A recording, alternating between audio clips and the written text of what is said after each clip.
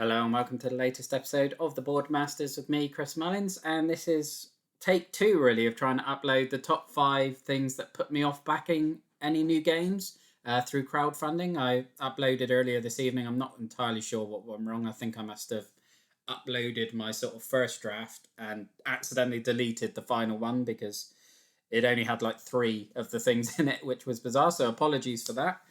But with that out the way, let's dive in. And the first one, if you follow the channel at all, will be quite obvious because I did a video about this a couple of weeks ago with regards to the Super Club campaign. And that is limited exclusivity early birds, specifically ones that have a genuine, like, substantial reward, whether that's a monetary discount or exclusive sort of content like an expansion or something that is paid for in addition later in the campaign, that sort of thing. I just don't like it when there's exclusive stuff. I think it's an antiquated system that doesn't really fit in modern crowdfunding because it seems to serve more of a purpose of alienating anyone that comes late to the campaign as opposed to the original design, which was to obviously drive the initial hype to get funded early so that then people would jump onto it. But I don't know, in this day and age, I don't think that's particularly relevant, but that's just my opinion. I won't go into too much depth with that one because obviously I've got the video a few weeks back about that. And another one that I've talked about on the channel pretty recently with regards to Marvel Zombies is VAT, which obviously is a very, very difficult, controversial topic when it comes to crowdfunding at the moment. Obviously, for me, when I talked about it a few weeks back, and I talked about it a year ago with regards to Massive Darkness 2, it basically means I can't back any of these big, huge, come-on campaigns where the expansion after expansion after expansion, the top pledge is $500, $600, $700. Once they then add VAT on top of that, and you're looking at another $120, $150 on top, plus shipping, it just becomes impossible. And, you know, the flip side of the coin, as a UK-based person, I can only really back big campaigns now when they're made by a European company and they cover VAT. I know Tangarden launched today with Thunderglyph Games. I'm very, very closely following that. But understandably, backers from across the water in North America are complaining with that one because it's European, it includes VAT, and they don't pay you VAT, so they're complaining now, why are they subsidizing VAT? And, you know, probably if I was in their position, I'd be unhappy about that as well. So there isn't really any way companies can win, I don't think, on the VAT issue. But generally for me, it's going to be favouring European-based companies. Thankfully for me, Awaken Realms is European because I love what they do.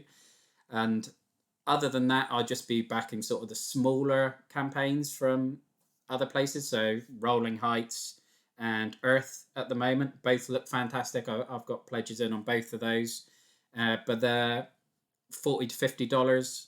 I think Earth might even be Canadian dollars, so you're probably looking at 35 quid for both of them. So when you add VAT, it's, well, by the time you add shipping, it's an extra 10 quid VAT, which is manageable. It's not a problem because it's still probably going to be cheaper than waiting and hoping to get it retail down the line. So it's a difficult one, but certainly for the big campaigns, VAT is a killer. The third one, and, you know, I've probably pushed this one up since I initially recorded these videos because I've kind of pushed the 3 down that I had originally, is Inessential Minis. And I know that's kind of an oxymoron because minis are never really essential. But what I mean is, again, something I've done a video on last year was the Castle Panic Mini Edition, where it came across to me as vastly overpriced, purely because of the minis. It's a game I love. I did a video on the channel with Alex as part of his favourite introduction games, as it were. And the first time I played it, I was like, oh, this game would be so great with minis. And then they did a campaign with minis and I was so excited. And then I went onto the page and it was probably $100 more than I anticipated it being, and it's just a killer when you see that. And I suppose it's inevitable with the amount of minis the game requires, and obviously then, depending on the nature of the game, so many of the minis were duplicates because you need so many goblins, so many orcs, and etc. etc. And you end up just paying huge amounts for the quantity rather than actually getting any diversity of the minis, which is what I like. And a more modern example launched today, Aldara. $350, I think, base pledge for the base game and an expansion with the minis. $250, I think, just for the base box and the minis. And that's just a huge price point. Again, add VAT, add shipping. It's takes it up to a significant pledge. You're probably looking $450+ for the base game and one expansion. I mean, the cost of the minis on their own, you're getting, I think, 152 minis for $100 or so on top of the no minis pledge, which actually is really good value. And the size of the minis is very impressive. The detail looks great. But again, the minis, you get 38 minis per faction. Each faction then only has 6 or 7 different sculpts. So a lot of the minis are just duplicates, and they're all basically variations of the same thing. So although they're different sculpts from faction to faction, it's always a battleship, then a smaller ship, then the third tier ship that just have slightly different set of sails or something. So for that price, it kills it for me. I just can't even entertain any thought of backing something like that, especially when I have backed things like Primal Awakening and Monster Hunter World, which managed to include massive minis, nowhere near the quantity of Aldara, but they had far more game to complement those minis and a much cheaper price point. And so I was more than happy to back those two. But Aldara and Castle Panic, for me, have done it in a way that's just a complete turn-off. In terms of a mechanic that does turn me off straight away, and this was in the video that I uploaded earlier, it's hidden roll. I just have no interest in it, really. I would play it if someone bought a game round, Ultimate Werewolf. I'd give it a go, but for some reason, the whole nature of the mechanic and sort of deceiving people doesn't really appeal to me, which is kind of strange because I played Great War on the channel. I will hopefully have a semi-co-op game of Nemesis up on the channel next week, both of which kind of involve Take That, and well, Nemesis case in particular very much is a hidden role if you get the relevant objectives, and I love that about the game. I really enjoy the whole fact that you don't know if you can trust the people you're playing with, but it's a small part of an overall brilliant package with the whole narrative and cinematic nature and the emerging narrative through the gameplays and everything else that goes into that Nemesis package. The hidden role sort of complements it, but just a hidden role where you basically have to spend the time lying to your friends is something that, I don't know, it doesn't feel like something I want to do for fun as such. So if it's the main mechanic is hidden role, I'm not going to be backing it. And the fifth one is kind of a mixed one. Like I said, I had 3 that I accidentally uploaded earlier, one of which has just been featured. Probably the other main one that does turn me off any game is the theme being a real-life war setting.